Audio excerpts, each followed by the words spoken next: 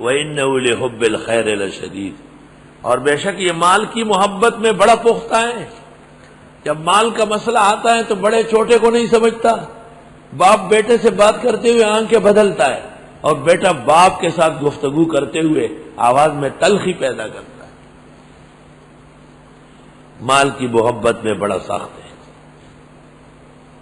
جہاں سے اس کو مال آتا ہے وہاں خوش ہوتا ہے۔ کیا عذاب ہے یہ مال دنیا کے اندر۔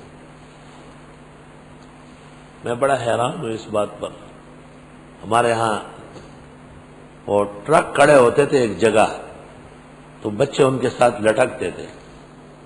کسی ٹرک والے نے پتہ نہیں غنودگی میں یا کس حالت میں ٹرک چالو کیا اور پیچھے گیا، اور ان میں سے ایک بچے کا سر پہیے کے نیچے آیا، پھٹ گیا۔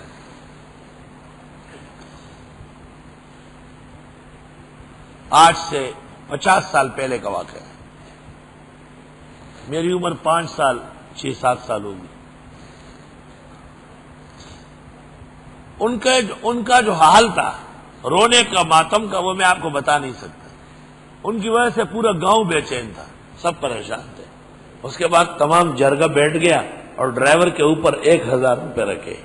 یہ اس وقت کی بات ہے جب ہم نے 100 روپے کی بھینس خریدی تھی، پہلی بار پلڑ بھینس۔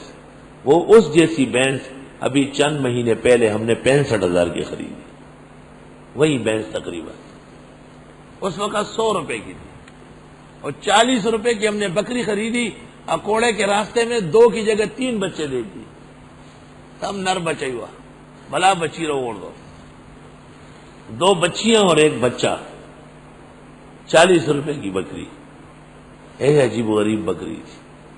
اس وقت 1000 روپے، ہمارے گھر میں 1000 روپے تھے، تو میرے والد صاحب اور والدہ ہر رات کو میٹنگ کرتے تھے کہ جائیداد خریدے، کوئی بنگلہ خریدے، کیا کرے۔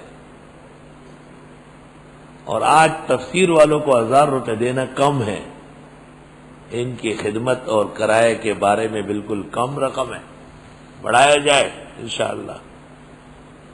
تو اس بچے کے قتل کا ٹرک ڈرائیور پر 1000 روپے رکھے گئے۔